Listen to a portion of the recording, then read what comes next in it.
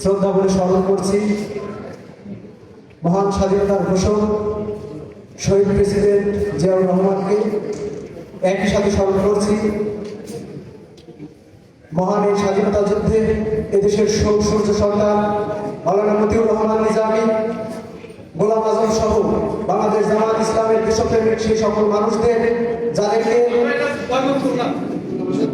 আপনাদের ভয় করে আমাদের কিছু দায় আসে না, আপনাদের ভয় করে